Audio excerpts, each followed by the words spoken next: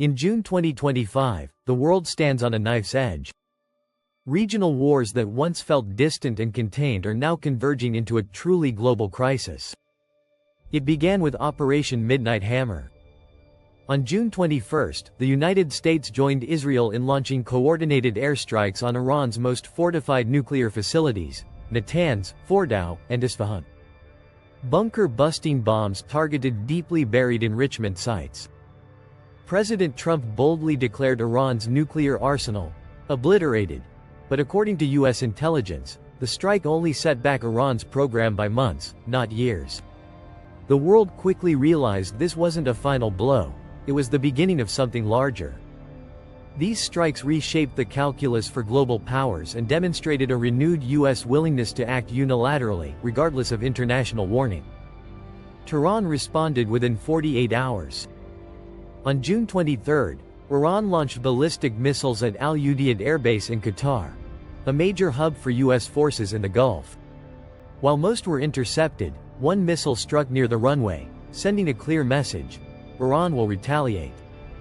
In the streets of Tehran, funerals for slain IRGC commanders erupted into mass protests, filled with chants of "Death to America" and blazing flags.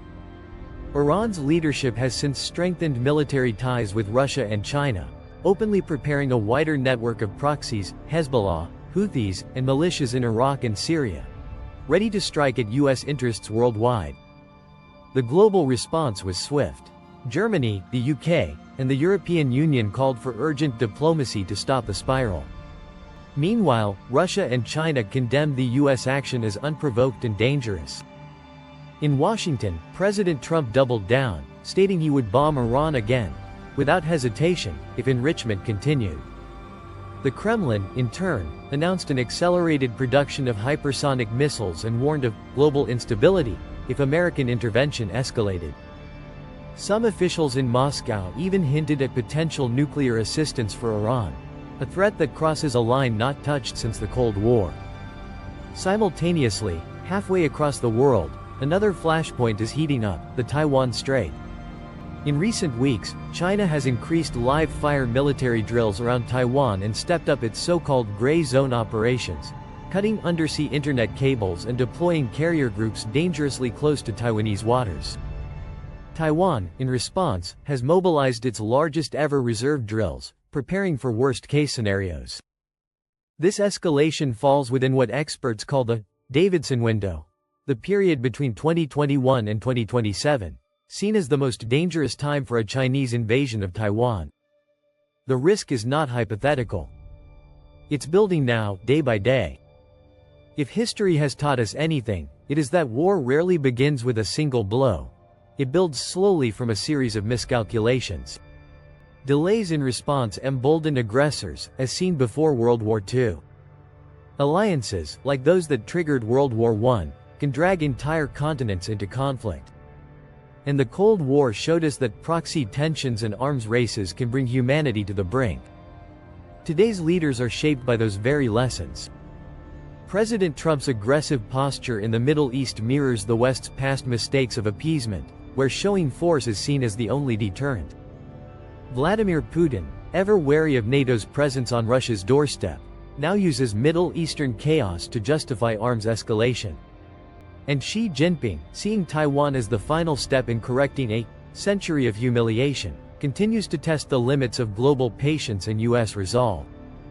These crises are not isolated, they're overlapping. And that's what makes them truly dangerous. If the U.S. escalates in Iran, Tehran may respond with broader proxy or even nuclear actions.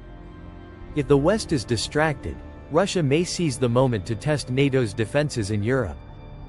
At the same time, China, emboldened by Western overextension, could act on its ambitions in Taiwan. A single misfire, whether cyber, AI-triggered, or accidental, could set off a chain reaction no one can control. Based on the convergence of these threats, the most likely window for a full-scale World War III, if current tensions continue, falls between April 2028 and October 2029. Risk will rise sharply by late 2027. But make no mistake, June 2025 has already become a critical flashpoint.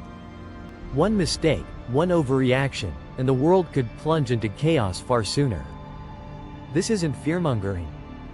This is a clear-eyed assessment grounded in the facts.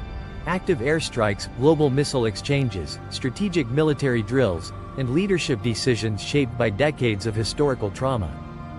If these patterns continue unchecked, we may be headed into a third global war. But that outcome is not yet sealed. Diplomacy still has a chance.